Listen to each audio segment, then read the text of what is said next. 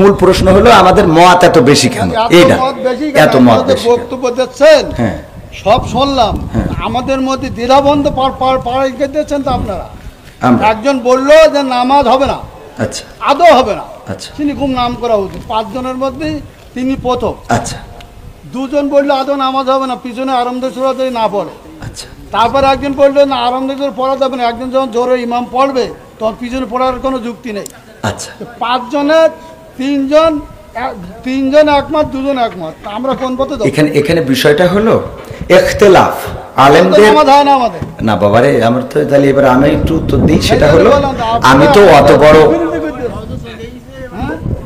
বড় হুজুর এই বিষয়ে বড় হুজুর উত্তর দিক নাকি, আমি শুধু এতটুকু বলি, সেটা হলো ইখতিলাফটা আলেমদের, এই ইখতিলাফ এটা এখন শুধু না, বিশ্বনবী সাল্লাল্লাহু আলাইহি সাল্লামের সাহাবীদের যুগেও ইখতিলাফ ছিল, এটা মত পার্থক্য থাকবে। আপনি একজন চেয়ারম্যান, বাংলাদেশে অসংখ্য চেয়ারম্যান আছে না নাই? তো সব চেয়ারম্যান কি একই সুরে কথা বলে? বলেন চেয়ারম্যান ইসলামের মধ্যে ভেদাভেদ হবে কেন? চেয়ারম্যানই করে এক জিনিস আর ইসলাম এক জিনিস। চেয়ারম্যান আর ইসলামের মধ্যে আপনারা তো বুঝাতে পারবেন। আমি যদি বলি, যেমন আপনি একজন আলহাজ মানুষ, দেখেন আপনি সব বাদ দেন, ইসলামের বেসিক কিছু নিয়ম আছে। ইসলামের কোনো সম্পর্ক নেই। আচ্ছা ইসলামের তো আপনি হজটা করেছেন, তাই না? হজ করেছেন না? আমি যে প্রশ্নটা আপনার কলাম এখানে 600 লোক আছে, আপনি সঠিকভাবে উত্তর সঠিকটা আপনি তো উত্তরের আগেই তো বকর করতেছেন, আমার উত্তরটা দিতেই দেন, আমার কথা তো বলতে দেবেন, তা বলতে না দিলে আমি কি করে বুঝাবো? ফালতু কথা বলিছেন, বলো খবরদার, ল্যাঙ্গুয়েজ সোজা করেন না, সোজা করে দেবো কিন্তু একদম বলেন, ল্যাঙ্গুয়েজ সোজা করে বলেন। আমি বলছি আমার কথা তো বলতে দেবেন, ল্যাঙ্গুয়েজ সোজা করে দেবো কিন্তু একদম। বিয়াদব লোক কম নাগাদ ভগর করতে জানি, খাবার দেবো, একটা চোখ বাসটা করে দেবো কিন্তু একদম। আমি প্রশ্ন করলাম যে একজন লোক বলছে আলহামদুলিল্লাহ নামাজ পড় না, শুরু না বললে নামাজ হবে না, ফালতু পড়তেছি। আমি বলছি আমার উত্তরটা তো দিতে।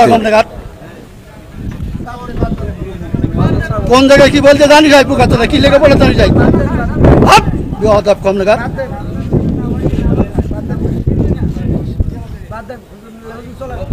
একদম বাস্ত করে দেবো চোখ একদম।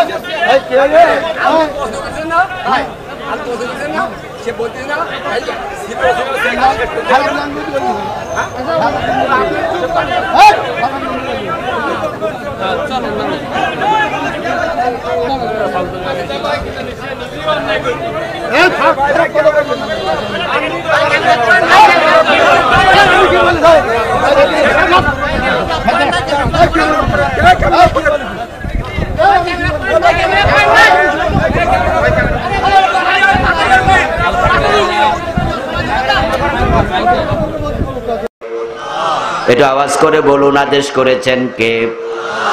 এখন মুসলমানের জবানে আল্লাহর তাকবীর দরকার আছে না নাই?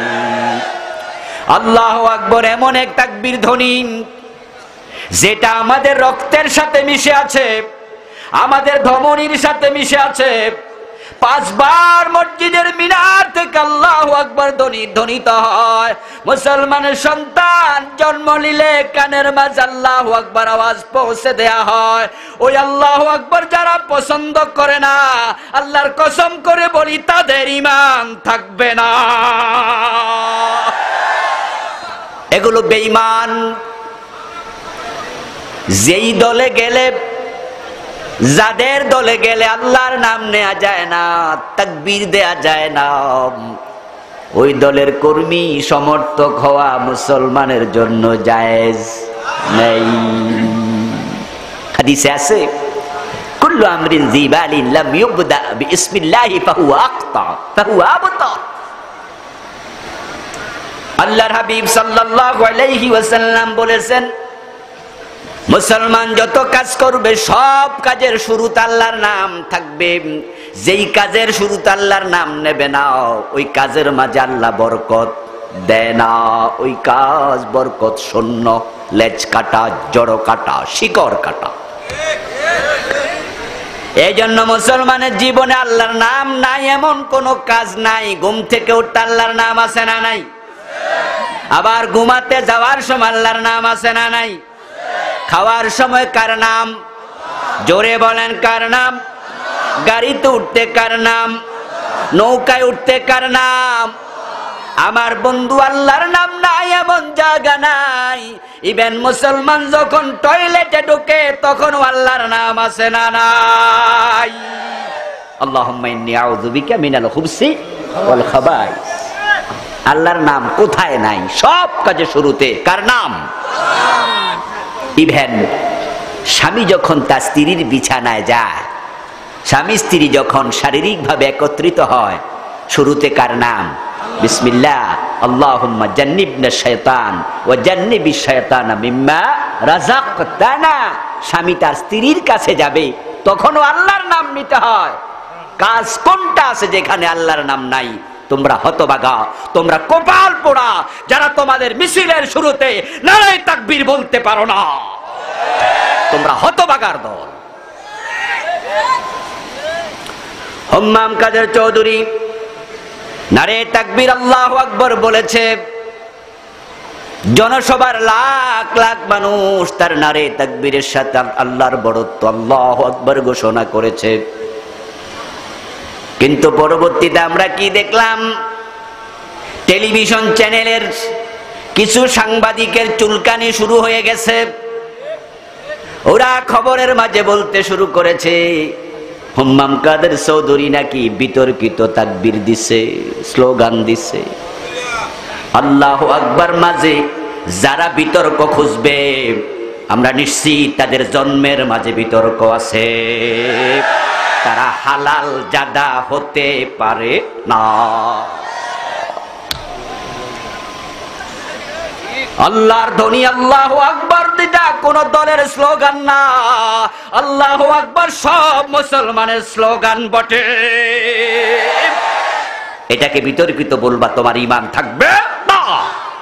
তুমি খোঁজ করে দেখো, তোমার জন্মে বিতর্ক আছে, ব্লাডের সমস্যা আছে।